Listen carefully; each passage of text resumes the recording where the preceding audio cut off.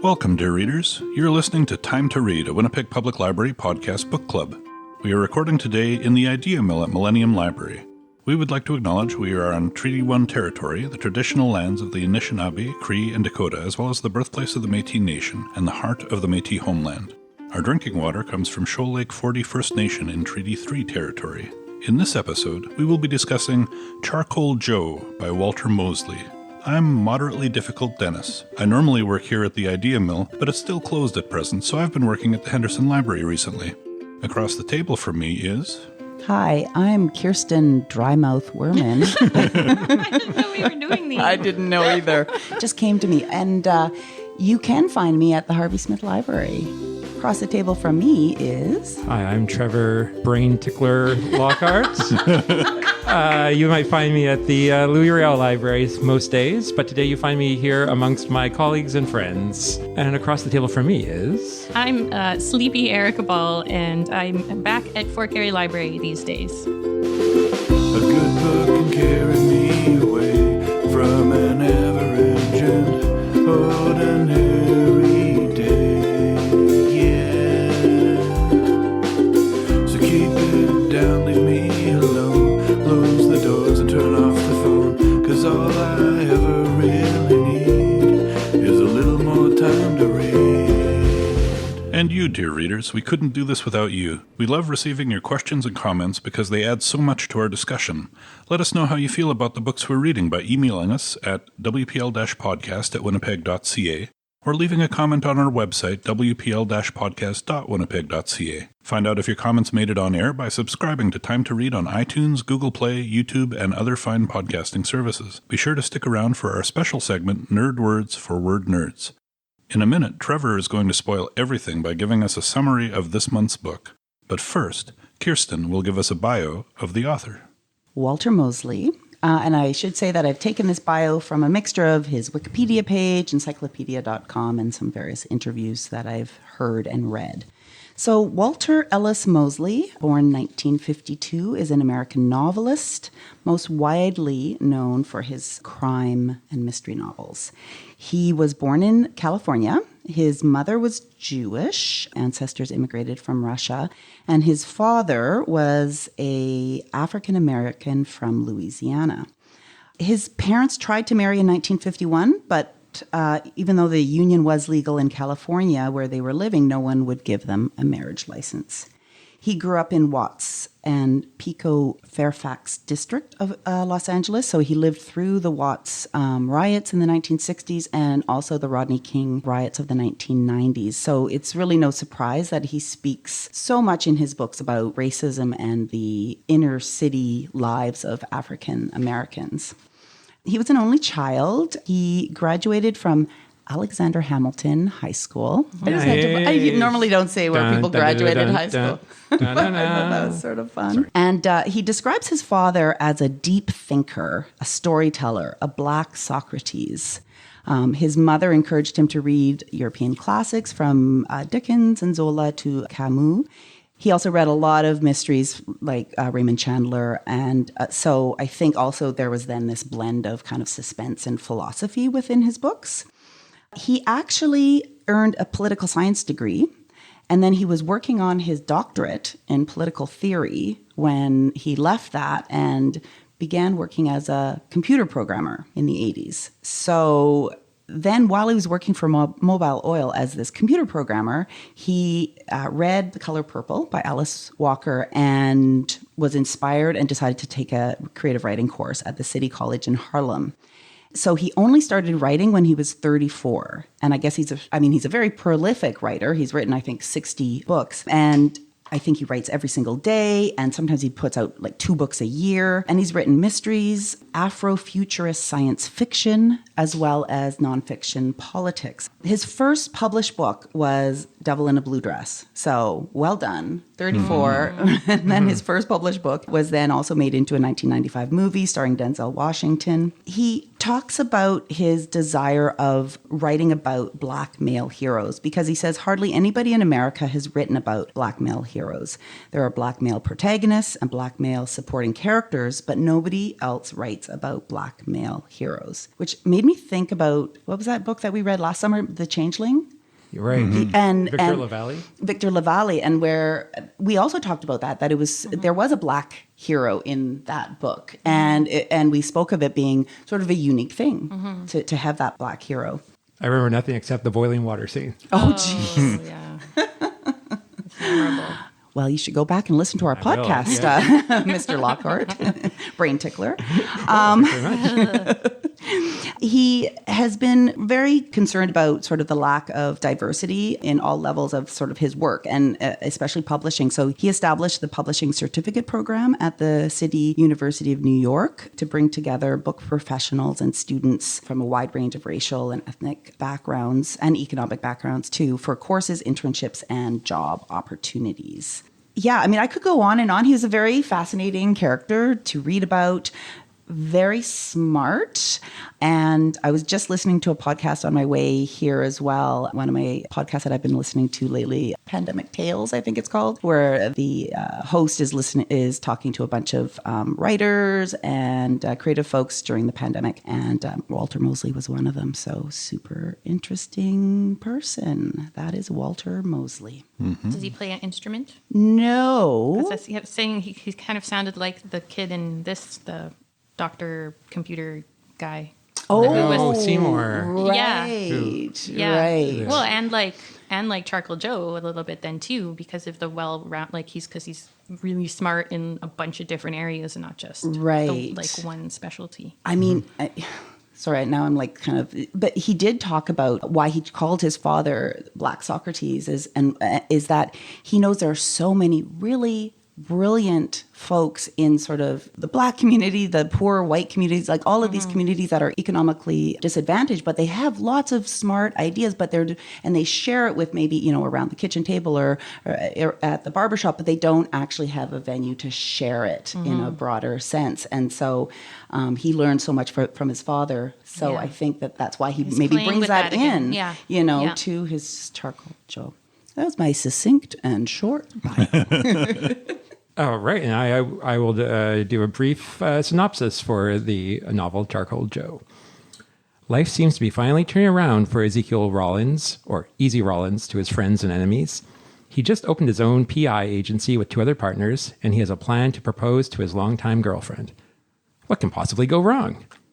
An old pal from the past shows up and asks Easy to meet with a notorious gangster, Rufus Tyler, known on the street as Charcoal Joe. I'm not going to spoil why they call him that here. You'll have to read the book to find out, unless it comes out during our discussion. Anyway, Charcoal Joe has a request. Joe's friend's son, Seymour, a young, bright, top-of-his-class student at Stanford, was arrested for the murder of 2 white men. Seymour is as unlikely a suspect as anyone, but when you're found at the murder scene and you happen to be Black in LA in 1968, there's a little hope for justice. So, Easy takes the case. And we're off with Easy on his latest adventure, meeting a cast of colorful and questionable characters, getting into and out of tight spots, all while getting a glimpse into Mosley's thoughts on race relations and inner city culture in America in the 1960s and today. Yay. Nice. Yeah. Is that all just like from your head? I just tickled my brain, and, I know. and then out it came. You should probably explain the brain tickling thing. Sure, yeah. Before it gets too weird, and it isn't my term. I think I heard one of the Winnipeg Jets who gets tested for COVID every day. I'm not sure which jet it was, but I want to give credit where credit's due. He calls the test the brain tickler because it's if anyone has not had it, I think 3 of us around the table has. It's a small little swab. It only takes about 5 or 6 seconds, but they go right up there. They go right up your nostril, and it sits there for a little bit. It's a little uncomfortable, but nothing to complain about. Yeah, 5 seconds. But it just feels like they're just giving you a little tickle. So that's where it's from. Although you were saying, Kirsten, yours was more of a jab than a tickle. It felt like more of a jab because it surprised me. I had no idea. Well, I was surprised too. Okay. But it was more. But my nurse was really nice. She gave me a Kleenex. She kind of described how I would feel. So I think maybe Kirsten, you got it done right at the beginning, right? Exactly. Maybe they were still learning how to do it. Yeah, maybe the person you hadn't done that many yet, That's and they were true. jabbing. And now they're tickling. That's right. Aw. And since we're talking about the nickname you gave at the beginning of the podcast, one of the questions we asked when we were putting out questions on social media was, do you have a nickname? Because so many characters in this book are known primarily by their nicknames. Which is awesome. It's like every character. Yeah. It's nonstop code names. And their nicknames are so great. They're amazing. They say so much about the character in just one or two words too, you know? Yeah. But like growing up, I didn't have any nicknames. The closest to it was when I was in high school and my basketball team was going to the provincials. We had a pep rally and they had to come up with a nickname for every player on the team. And the best they could do for me was Bear. Oh. Dennis the Bear. And it's like, it was only ever used that one time. It didn't stick. No nickname has ever stuck with me. And when I think about my friends too, we don't have nicknames that we call each other. I mean, my wife, it's, sweetie, honey, like that. But anybody have nicknames? No, the closest I got was when I was like a kid, because my dad I Love Lucy. So he called me Ricky Ricardo. But that's just a play on my name rather than a nickname. Yeah. Yeah. I don't know if this counts as a nickname or not, but I don't even know when this started. But let's say 15 years ago, I was going to subscribe to the season for Winnipeg Symphony Orchestra, WSO, and I was doing that online. And when you fill in an online form, sometimes there's a drop-down menu that has a few titles that you might get called, and the common ones are like like Mr., Mrs., Ms., Doctor. Exactly, all these. But for some reason, I guess whoever did their website did not click that box to limit the honorifics. So there was literally a list of about 30 titles you could choose, everything from like rabbi to doctor was there for sure, but like all these mayor was one. So I looked at all of them and I thought, what do I want? Mayors who are subscribing. Can you guys guess what I became? What? Captain Trevor Lockhart. Of course. Of course we should have guessed. I didn't want to go too high up the chain. I didn't want to go general because they'd be like, no way. But captain is ambiguous enough that it could be captain of what? Yeah. And so for the longest time, I would receive correspondence addressed to Captain Trevor Lockhart. And I'll tell the WSO this. I kept renewing my subscription because you liked it. Yeah. Just for that. And whenever I told people the story, sometimes they would start calling me Captain. Yeah. And one time when my wife and I were on holiday in the Wisconsin Dells, I actually bought a captain's hat. And the only reason I was allowed to is because Marla was in a really great mood. She was eating like a candied apple. Allowed to by Marla? Yeah. And I was like, Marla, look at this, a captain's hat. And she's like, you should totally get it. and I did. And I don't have it anymore. But for that little holiday, I wore a captain's hat. Like an idiot. So, I like it. Like an awesome idiot. The WSO got caught up to me, and now I'm Mr. Trevor Lockhart. Did they ask you for proof, or did they just stop calling you captain? I'll tell you what happened. A couple of years ago, I was ill and I was in the hospital, and we missed a concert. So my wife called to try to see if we could get a refund. And then the person at WSO said, "Oh, it says Captain Trevor Lockhart," and she goes, "No, he's not captain." So that's when I lost my honorific. So if anyone from the WSO is listening and they want to upgrade me to captain again, I will happily take it. We'll get him another captain's hat so that he looks the part when he goes to concerts. Maybe I read too quickly, but why is Charcoal Joe called Charcoal? Like there's like charcoal. I know there's like reference to there was. When he's interrogating somebody or when he's intimidating somebody, he'll do a charcoal sketch of them in charcoal, and he turns and says, "Look at this! Is this a nice likeness of you?" And you're like, "I guess," because you're afraid. And then he beats you up, or he sticks you in the river, or is that was my take on it? Okay. Well, my take on it was just that he liked to make charcoal drawings. That's what I sort of thought, but I didn't. It was just this little quirk to the character, like he's a potentially dangerous individual with people who do his bidding, and he's very mysterious, but he also has an artistic side. And because everyone was scared of him. Oh, yeah. Yeah. Except for maybe the other mobsters that showed up in the story. It was a little hard to tell. Yeah. Because Joe kind of... You mean like Watercolor Pete? Yeah. But Joe kind of underplayed his influence. Like, the police thought he was just a small-time gambler, but he had more connections than that. But sometimes he seemed like maybe he wasn't so bad, but at other times it's like, oh, he got intimidating really fast, you know? I think it just made for a more complex character.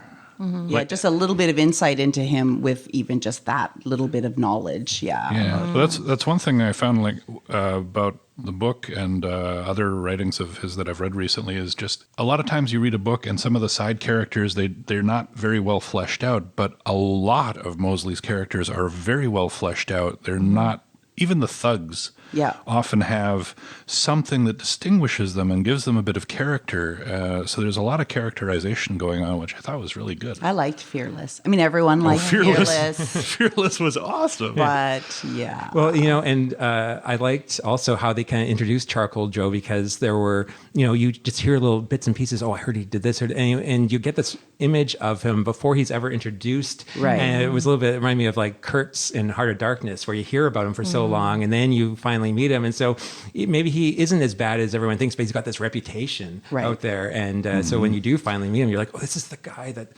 for the first, 40 pages, they're, or maybe it isn't even that long, but it just seems like there's quite a nice little lead up to when Easy goes and actually meets him. Yeah. And then you find out even more about him in terms of, but I mean, I won't say anything because that's a really big spoiler, but... What I really liked is later on towards the end of the book, like they've built up Charcoal Joe through this whole thing, right? And so this is a dangerous guy you got to be careful with. And towards the end, when him and Easy are having this conversation about stuff, and Easy's trying to make sure he's not in danger, and Joe is kind of saying, well, I'm not going to mess with you. Right. And then he goes on to list all these reasons, things he knows about Easy. It says, yeah, you're not someone I'm just going to mess with. Yeah. But at the same time, don't mess with me. Yeah. And I was a big fan of pro wrestling back in the day. And one of the things about pro wrestling is you have to make all the characters a legitimate threat, right?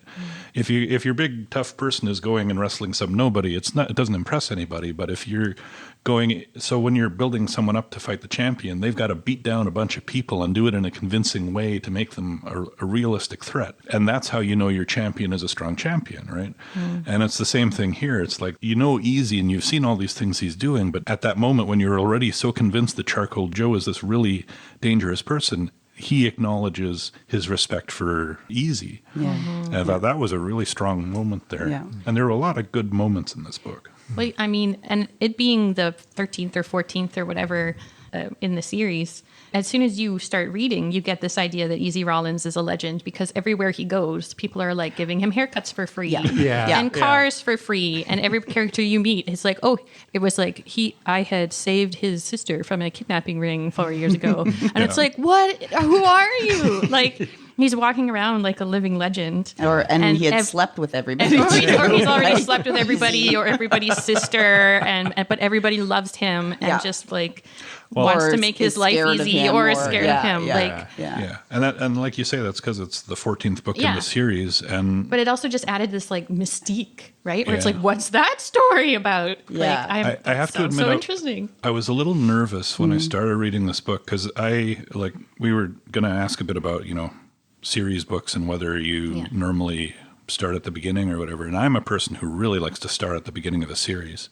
And I did with this one. I got the first book and then I got the second book in the series just so I could have some concept of the character. But some series, like I'm gonna call out Robert Parker for this. I used to read the Spencer novels back in the day, and at the beginning, he's a tough PI and he meets some characters and stuff happens and it was exciting. But by the time you get, quite a ways into the series, Spencer was Superman. No one could ever jump him. He'd never get caught by the bad guys. He always fought his way out. He was untouchable, and I got really bored of it at that point. And at the beginning, when they were kind of building up all this stuff, and his girlfriend goes off with a king, and I know that was what he's got all these connections, and his buddy Mouse, who at the beginning of the series was like this street psychopath that you did not want to cross.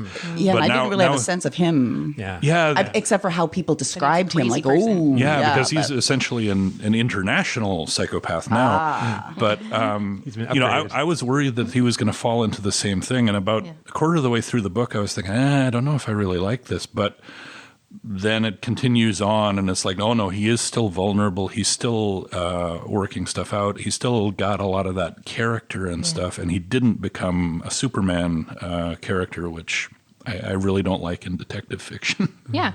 Yeah, but you can tell that he's been around, and but also because he also, like you were talking about charcoal gray, Charcoal Great. A pink color.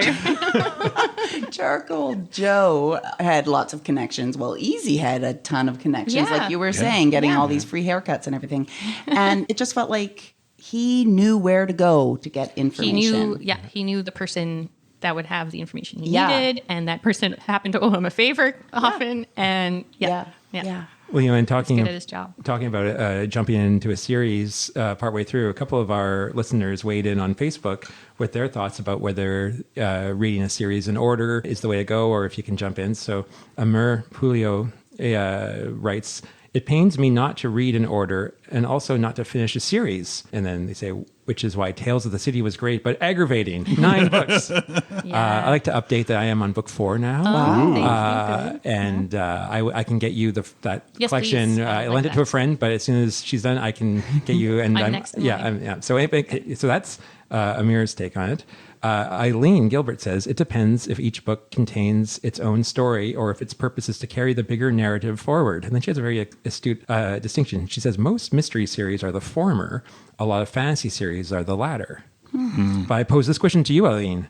What about hybrids? What about stories that are self-contained stories, but there is an overarching narrative over the books? I'm thinking about Walter Mosley. The character changes, things happen, or Michael Connelly, one of my faves, the Bosch books. Each one is individual, but things build on things. So where would those lie in Eileen's rubric?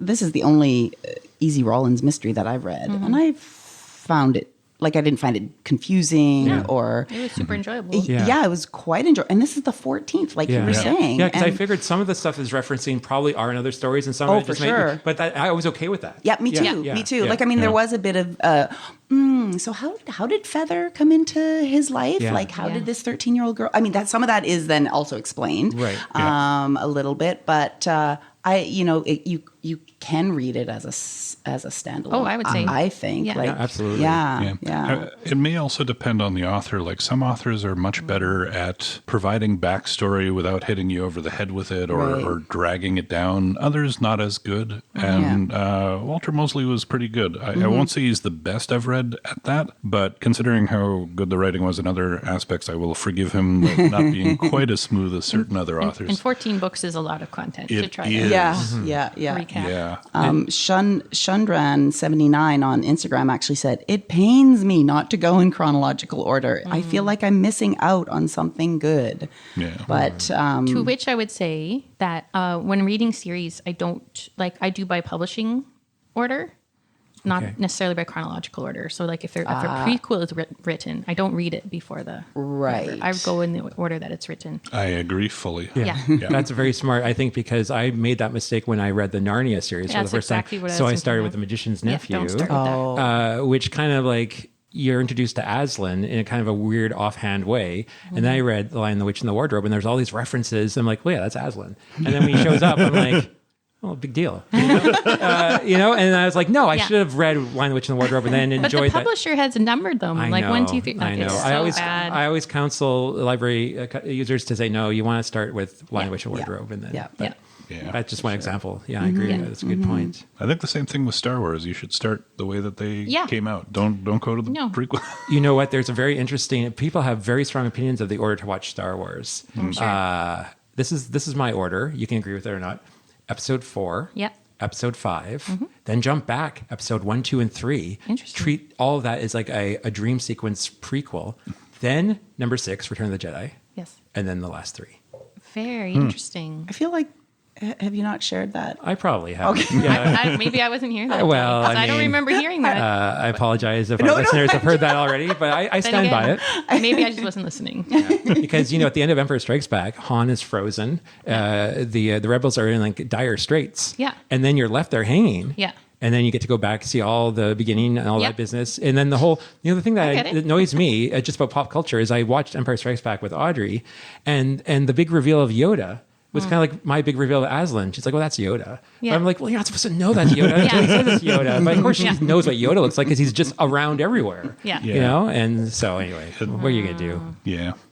It's a little easier to have that first-timer experience with books, I think, rather than movies, just because of the way they seep into the culture and you see the images everywhere. Yeah.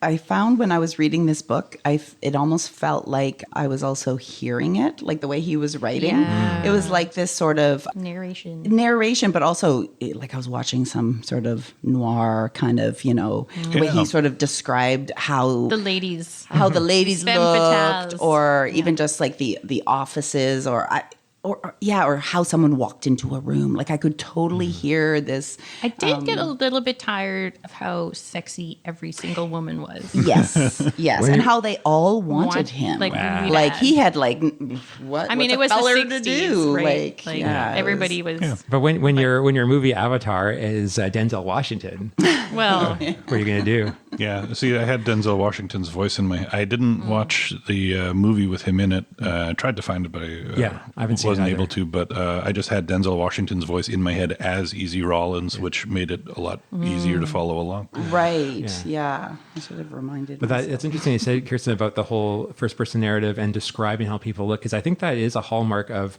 noir books, like even as far back as like Raymond Chandler, and that they're very specific in talking about a person comes in the room and how they look, because these PIs are all about the detail, right? And if they need to remember something for something future, they'll recognize. But it does come across sometimes creepy, like when a woman is described in full detail. Yeah, and but what's interesting about Walter Mosley, I found, is almost every character that he encounters, part of the description is their skin tone. Yes. Yeah. Which is missing from a lot of the classic noir stuff, because they're all white. Yeah. Except for maybe like, unless they were super, super white. Yeah, or like the car Super park pale. person who happens to be a black person, or or whatever. But like, it's so it's so interesting how that part of the description is so important to Easy's character, where this person, their skin tone and color and very, very Race different. was constantly present. Referenced. Yes. It's I made note of it too.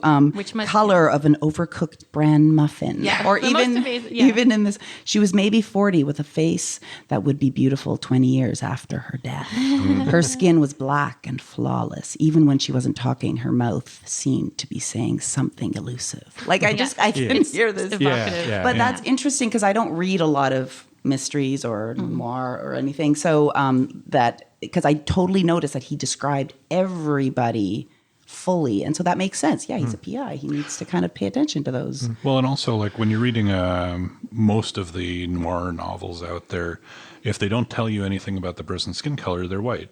Yeah. And if they're not white, then they'll tell you, oh, this person was Chinese or this person was black or something like that. Yeah, exactly. Whereas he's describing the primary characters in Walter Mosley's book are diverse, because, a white person mostly is white, whereas the black community, there is a range of skin tones and histories and other things like that. And he's bringing that extra depth to it, which is nice, because that's, again, it's a part of the theme of his stories. And it makes sense to integrate that kind of thing into it. But it also, it reminds me of when you grow up white and sheltered and you have the privilege of not being faced with race issues. Like, it's a problem. You know what I mean? And so it's the same in books. Like, the fact that in most books it's not even talked about is a problem. Yeah. And the fact that it's so noticeable in this one is more about its lack elsewhere than about its presence here. Yeah, absolutely. Yeah, I mean, I made note of, even when he does describe white people, one person he was describing, he was thin and his white skin had a tinge of red brick to it. Like, but even just that type of description was sort of interesting. And that, it made me think of, too, this quarantine tapes interview that I was listening to. He said he really doesn't like the word African American. And the interviewer was asking, oh, why? And he said, because, Africa's a continent. So, and it just it's more speaks genetic to diversity in Africa than between any other places. It speaks to our ignorance of African countries, because it's not like, we say like he was saying, like Polish American or, German Canadian or White Canadian. Yeah. But we don't say, European Caucasian, Canadian or, And it also Canadian. discounts anyone that's from Cuba or the Caribbean or any other part of the world that, It's is not darker. Africa, Yeah. but is darker skin tones. Although I will say part of what I've read about that, and I think this plays partly into that, is like when people talk about something like Black Pride and they wonder, well, why is it pride and skin tone? And it's partly because many people who were brought to North America as slaves, they don't necessarily have a history of where they're from. They've lost their heritage because it was taken from them. So they can't identify as having come from Nairobi because they don't know that that's where their ancestors came from. It was taken away. So sometimes that's part of why, you make a blanket term like Black Pride. Yeah. Or Black Lives Matter. Or African American. Or African American because that history was stolen or taken away. They have the privilege of genealogy that they can trace back 4 centuries to Ireland or whatever. And Scotland. he spoke to that actually in this interview. And so I think then he was sort of saying, slave American, that's, really. It's So this is where we acknowledge that we are 4 white people Again, we sitting around a acknowledge table that. discussing race Yes, issues, exactly. and Which also brings up something else we asked on our social media.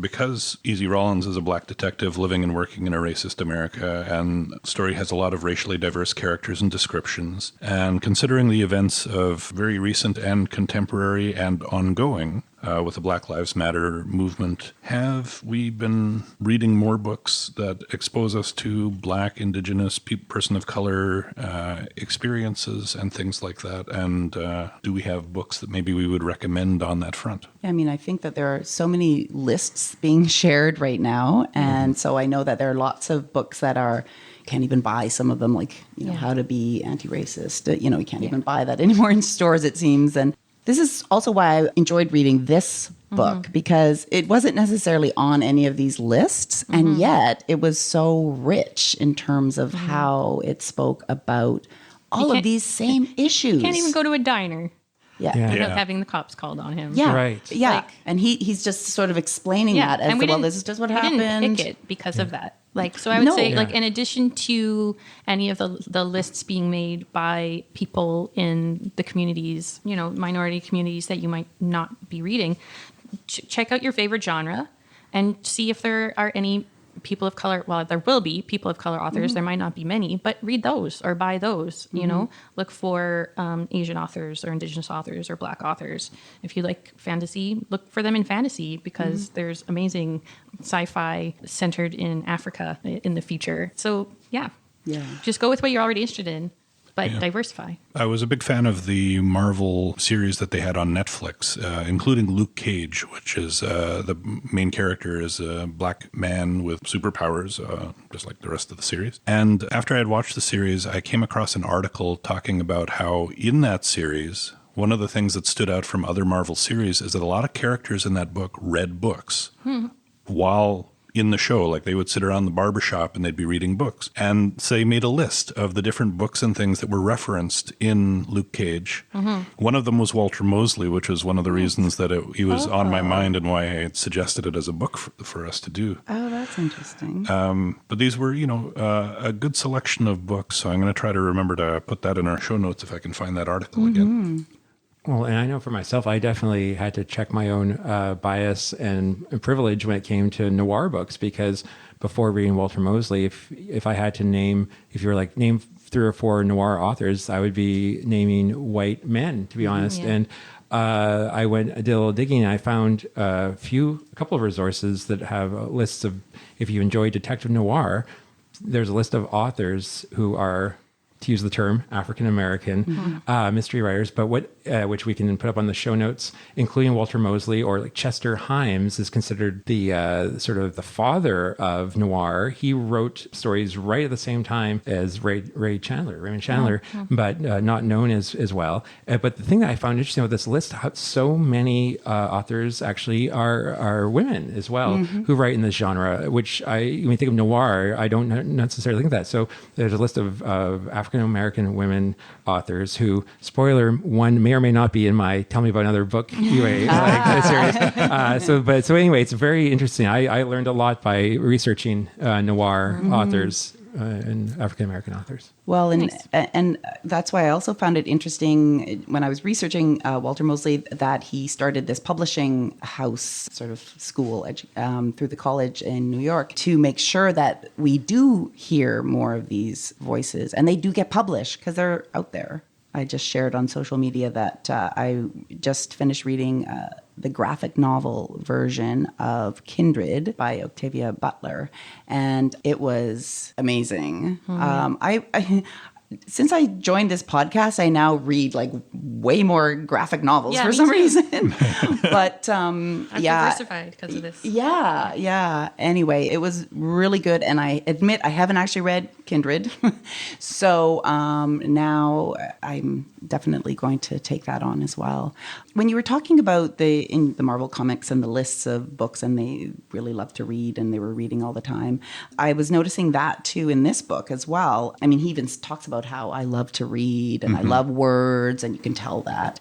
And there was a part where it describes him reading The Confessions of Nat Turner. Oh yeah, William Styron. Yeah, and then he sort of just reading it, and then it sort of affects how he like is thinking about things thereafter. And I just thought that was interesting as well, to sort of bring some of those titles into a story that, I don't know, you maybe don't necessarily always see in a mystery, in a murder mystery, you know? Yeah. I just read a book that had the most references to other books of anything I ever read. It was called Among Others by Joe Walton, and it's a fantasy type, magical realism fantasy.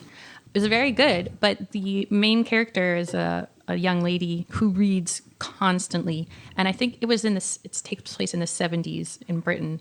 So she's reading SF, so sci-fi, which was like new and all the rage, and she's just constantly reading that, and she's constantly writing, because it's in a diary kind of form, about what she's reading and about how it's making her think about different things. So you could have a whole. And so actually, because of I started reading I, Claudius, because of the way she talks about it in that book. Right. So yeah, which is also weird because Octavia is a very prominent name in there. So it's always you, because you just said Octavia, and I was just thinking about Octavia Butler the other day. So it's kind of weird how everything comes together. Yeah. But anyway, I love it when characters in books also read books. Just like I like it stuff to when read. Characters on TV shows actually watch TV. You know? It's real. Yeah, because I feel more connected to it. A lot of times you're watching a movie or a show and no one ever reads, no one ever watches TV. They're all just doing stuff all the time. They also rarely go to the bathroom. Yeah. Especially in books. They never. When did they go to the bathroom on this adventure? Or say goodbye when they're hanging up the phone. Yeah. They just drop the phone. That's right. It's over. So sometimes people talk about summer reads or beach reads or stuff like that. Do you guys ever pick books based on the season or? No, just mood. Yeah. And it's funny because when I came up with that question, actually, I hadn't actually read the book yet. So I was like, oh, it's a mystery. So, quick, easy, like mystery read, right? And then I was like, oh, wait a minute. This is a little bit deeper than that. And yet still very readable and enjoyable. And, totally you can read it on a beach. But, Yeah. No, it's one of the things about genre fiction. It often gets pigeonholed as a certain type of thing. But, there are mysteries and romances and westerns and other books that are generic, and there are some that have a lot of depth to them, and you can pick a genre fiction and still have depth to it. Although I also confess to liking certain types of really generic genre stuff. Sometimes that's what you want. Yeah, like for mysteries. I love the ones with a bad pun in the title, and it's some amateur who has no business trying to solve a crime who manages to solve the crime, and they're like in a book club, or they're crocheting. There's this crochet series. It's like by hook and by crook, and it's like I love that stuff. It's cheesy as heck. Yeah. I can read, but you know what you're getting, and you love it, and it's just like comfort food, and it's and cozy mysteries. Yes. that's That's right. what that's called for me. I think for me, it's not so much a genre that I get hung up on, but more like I become a completist. Like if I find an author I like, I want to go back and read everything they've written, and then I kind of just become obsessed. Hence, Tales of the City, all 9 books. So, but I find that the seasonal thing comes into play more for me for like movies. Like, which remember there was that time when we could go to movie theaters and we'd watch movies. Like there was certain summer big movies. I feel like summer movies or long series are like a winter thing. So that sort of is more how I change with the season, but I don't really tie it to my reading. Yeah. So I have a theory. It's called reading is like eating. And it has many parts, and someday I will write them down. But part of reading is like eating for me is that when it's time to get dinner ready and you're like, what do I feel like eating today? That's how I treat reading. It's like, what am I going to need to eat next for my brain? Yeah. What haven't I done? So that's how I do it. So speaking of reading as a way of eating for your brain, I think unless anybody has some final comments on Charcoal Joe, we could Is anyone going to read more of the series? I would really like to start from the beginning. Yeah, I think I'd like to read Devil in the I did the same thing as Dan. I got the first book, and then I just bought it on a popular online book service, and I donated it. I added it to the collection because I don't think there were very many copies when I did. So if someone has my copy, I just want you to know that I was eating a banana, and so that little mark at the beginning of chapter 16, it's banana. Trevor. And I know I try. It's mostly gone, but it's a very slight stain. there's a little bit of a questionable stain, not enough to withdraw it, but banana. And the other thing that's not maybe obvious from just reading this one is that the series actually starts right after World War II in 1940. Oh, wow. Late 40s, because he was a World War II vet. So it spanned like 30 years. So I'm imagining over the 14 books, it probably spans 20 plus years. Wow. And so you get to, so. The second book in the series is several years after the first one. Okay. And so it's obvious he spaces them out, so it's not like he unrealistically has an adventure every 6 months that has all this stuff. I wonder if he wrote that first one with the idea that it would be a series, because I know that I was reading that. I mean, Mosley. Oh my gosh, my brain. Walter Mosley. Walter Mosley was very, very close to his father, and his father had a similar kind of life experience as Easy, and coming back from the war and sort of in the war, sort of being treated like a hero, and then coming back to the States and being treated just like a second-class citizen. And it sounds like that's Easy's experience as well, and so they're sort of mirroring, his Easy and his father. There's a passage in one of the books, and I can't remember which one it is right now, but there's this one French lady. Was that in this book? Oh yeah, or one of the previous ones? Assiette or something. Yeah, where she liked black men because she had first met them as liberators in World War II. That's right.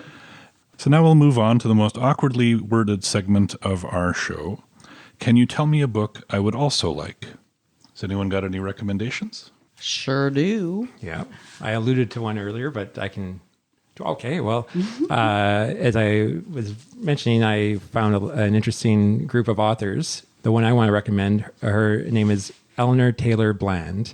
She has a series featuring an ex-cop, Marty McAllister. And Marty McAllister is the first African-American female detective to star in her own series. She's a former cop from Chicago, but she moves to the suburbs, this little place called Lincoln Prairie, Illinois, after the apparent suicide, spoilers, of her husband and fellow police officer. So a book that readers might like out of her series is called Fatal Remains. The library has it. Deals with the discovery of a skeleton that may or may not have been linked to the Underground Railroad. And then a series of mysterious happenings happen afterwards. Is it a ghost? Is it something else? Who's to say? Sounds amazing. Yeah. That sounds super I also, it's something kind of fun to do if you want to go to the library catalog and just type in keyword noir. There are a ton of books with noir. Everyone apparently has a noir. There's Toronto noir. There's the Twin Cities noir. I don't know how noir that noir is, but we'll see. But there's a series that our readers might like called San Francisco Noir. And those that have read Tales of the City and may want to get more descriptions. I haven't read any of them, but I noticed there's 2 volumes of San Francisco Noir. So I'm just throwing that out there as just a little freebie. So, but my pick would be the Marty McAllister series by Eleanor Taylor Bland. Nice. I'm just going to go next because I don't have a book. I have a TV series, and it's Luther from BBC One.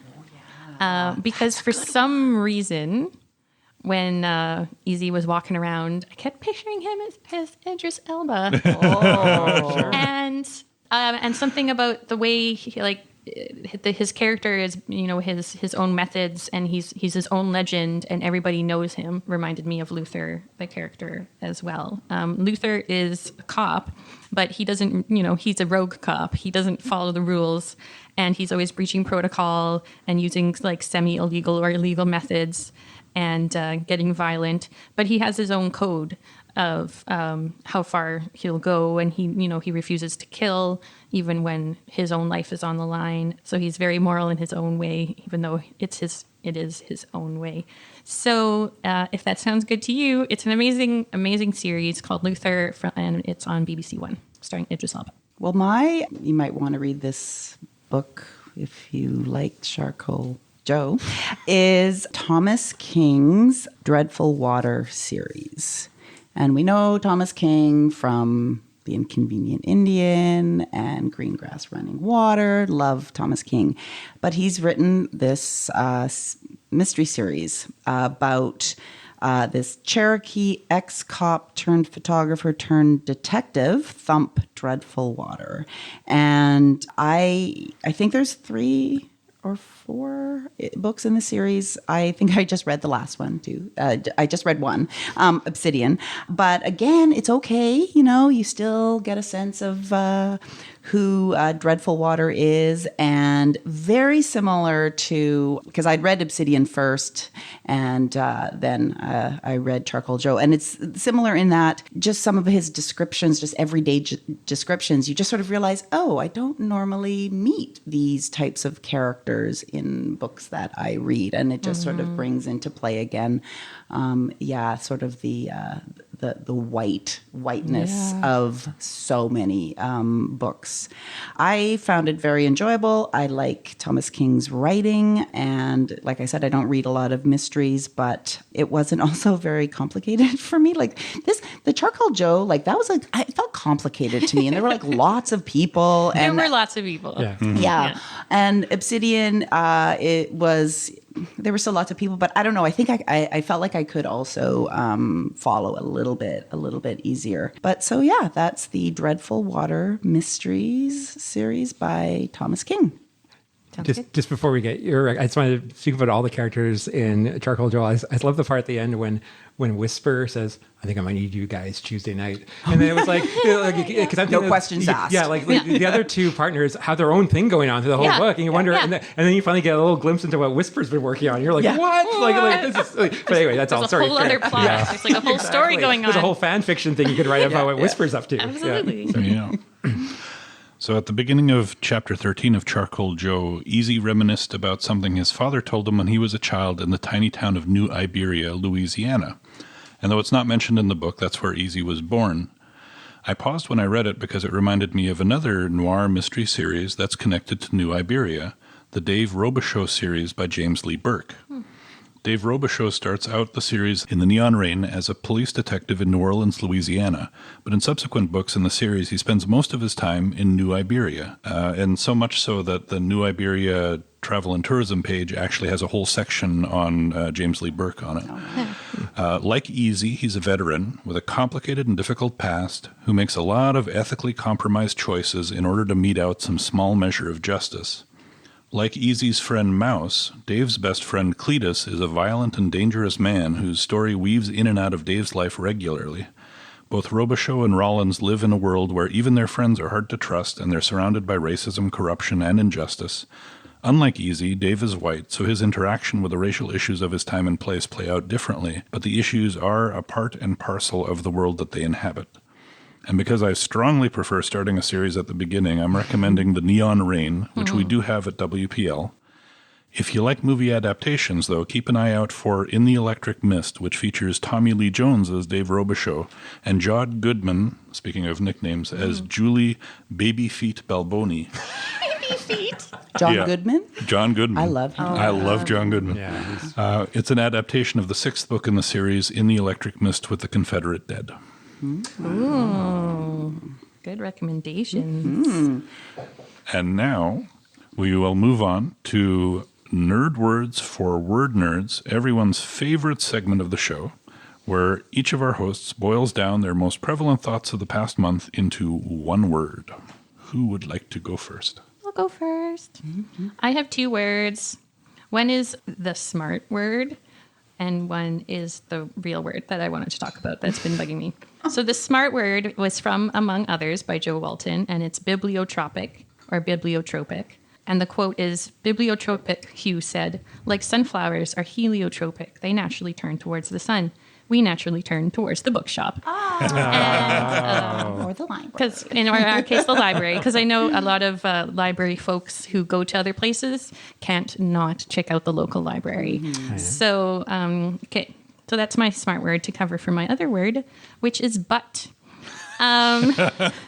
B-U-T-T? B-U-T-T. So, but has been bothering me. I read a graphic novel, interestingly enough, called Princess Ever After by Katie O'Neill, which was really sweet. And I found her through the Tea Dragon Society, which is also really sweet. But anyway, it's about 2 princesses who go adventuring, and they save a prince, and they start calling him Princess Butthead or something like that.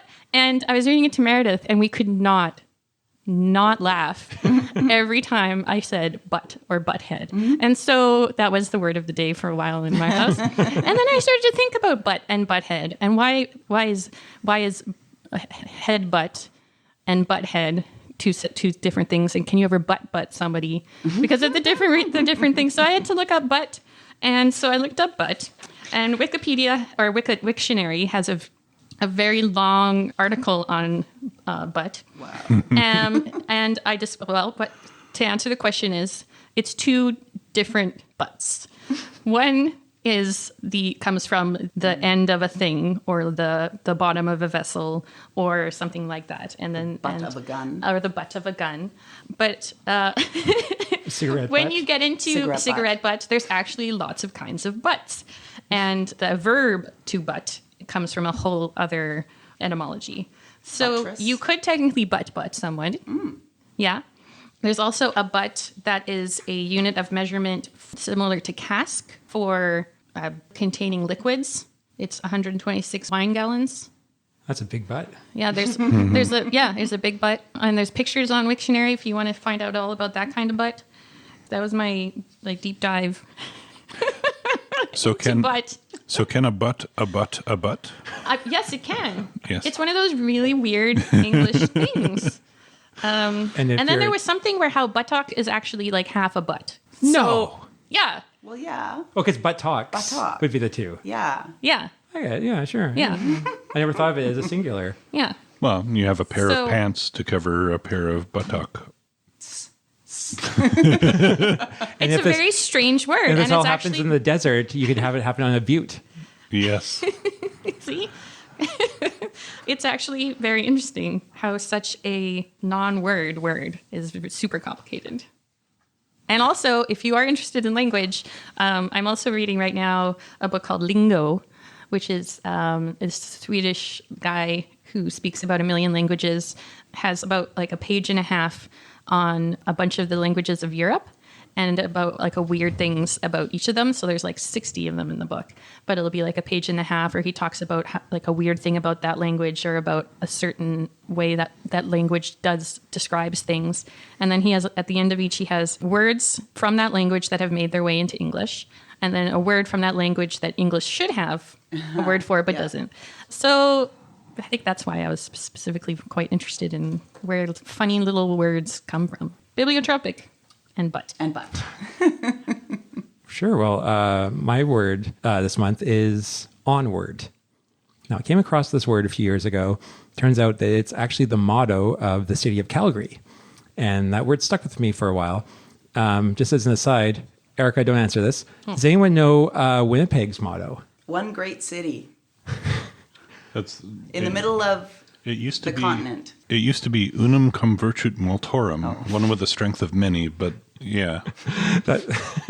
Well, and the reason I said Erica don't answer this is I think you had this as your signature for a while on your emails. I did. Which, that's right, unum cum virtute multorum, one with the strength of many. But Kirsten, you're not wrong. Thank you. Because for years and years, there was a sign on the edge of the city as you drove in called "Welcome to Winnipeg, one great city." And of course, John K. Sampson and the Weaker Thans have a song, "One Great City." Who also has a song about his cat named Virtute. Oh. Anyway. So, but then, okay, about 10 years ago, they took down the one great city signs and they put up. Well, do you know why it was one great city? Yes. It's because when it was all amalgamated from the different communities into one city. One great city. One great city. Oh, see, I didn't know that. Which is also why one with the strength of many, because it was many communities into one. Yeah. I thought it was, well, I guess those are both true. But Thank you. I guess. Thank you for validating us, Trevor. no, but what I'm saying is, but I had a little different information, which had nothing to do, it doesn't contradict what you guys had, is that the sign was yellow and blue because it went up in 1990, the last time the Bombers won the Grey Cup. Oh, I didn't know Before, that. like last year or whatever. But so it was up there for years and years. 10 years ago, they decided they're going to put it down. So the city, the mayor of the time, put a survey out to see what should the new slogan be. And so these were the finalists, aside from Heart of the Continent, because that's what it says now. Heart of the Country, City of Opportunity, Center of it All. Or in the classic Winnipeg, it was like, we don't need a slogan. Those were the top. They say just put up new signs. Yeah. So, but so anyway, just back to Onward. This is all saying like, it's sort of become a personal mantra of mine and embodies my belief that to be alive is to continually move forward and try not to dwell on past failings, trauma, bad blood. And I've seen it to come into play at an institutional level over the past few weeks here at WPL, where we've begun to reintroduce and introduce new services like holds, pickups at every branch, new collection offerings like grab bags that people can place on hold. And I just want to do a quick shout out to all the staff who were assigned to Real at the beginning of June. I was so impressed with everyone's attitude and flexibility. Some of the staff I hadn't met before or let alone worked with, but we just got it done. And from what I've heard at the other locations that first opened, it was a very similar story. And this past couple of days, I was talking to one of my part-timers who is now back working, and she doesn't know my secret Onward word, but she was telling me that she tells herself just to keep moving. Yeah. is her sort of word. And so then I told her about Onward, and I didn't realize that we both had this sort of thing that we keep tell. So, and also our customers too are adapting to our new system as well. And we're getting many comments, mostly positive about the fact that we're open.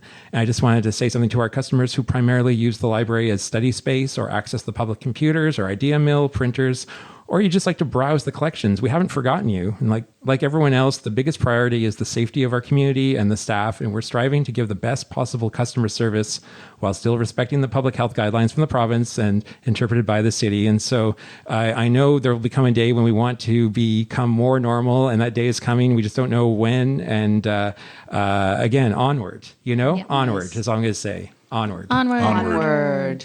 Yes. Lovely. My nerd word is sort of, I'll just come afterwards because it's sort of related a little bit. It actually does come from the book. It's not a word, it's a phrase. In for a penny, in for a pound. That Easy talks about this older woman who gave free advice on the street to people, and he would spy on her, trying to sort of, glean her wisdom. And I was like, I don't actually know what that means. In for a penny, in for a pound. So I did look it up on cambridgedictionary.org.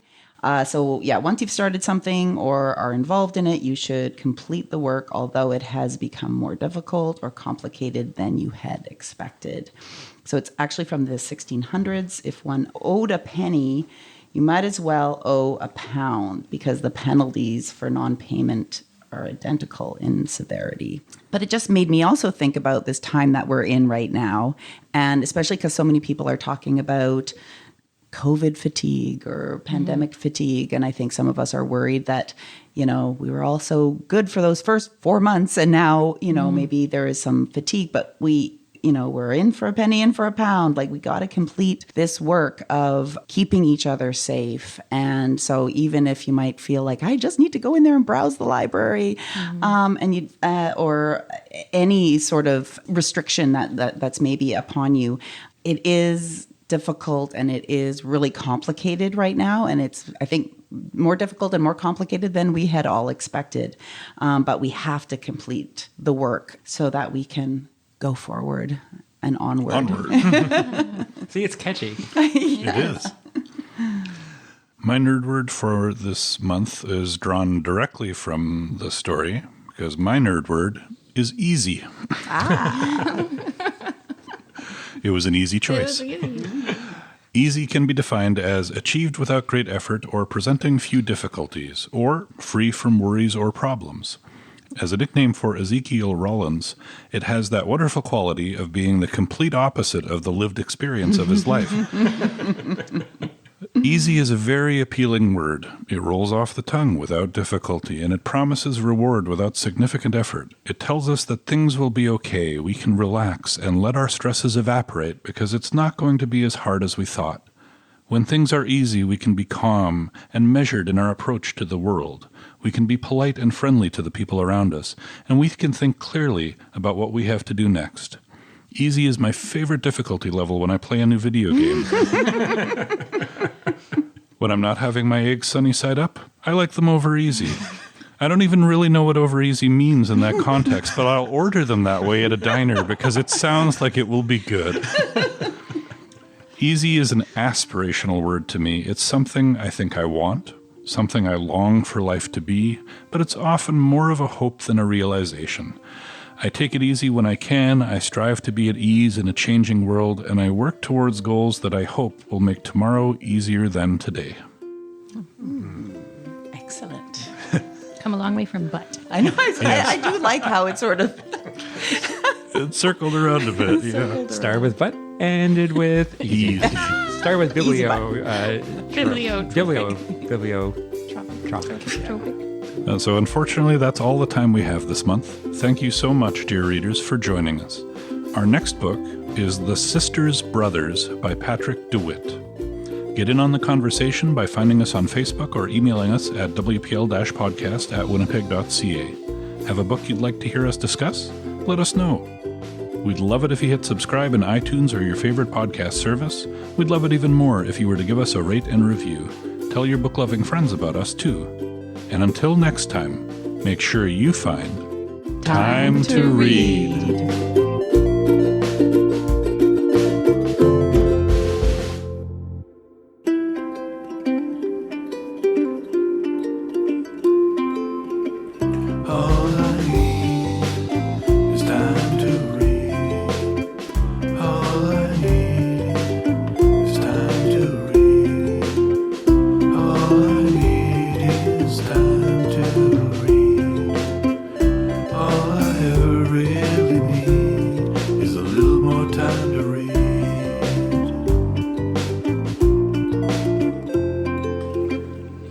Article that would have been really great if I read it all, but I printed it off this morning.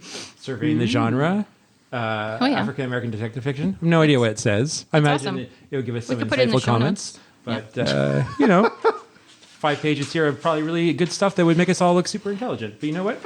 You could put it, just mention it in the read alikes section, and then we can sure. we can put it in the show notes. Okay. And just say if you're interested in. Yeah. Oh, I printed it twice. That's why it looks so long. Oh.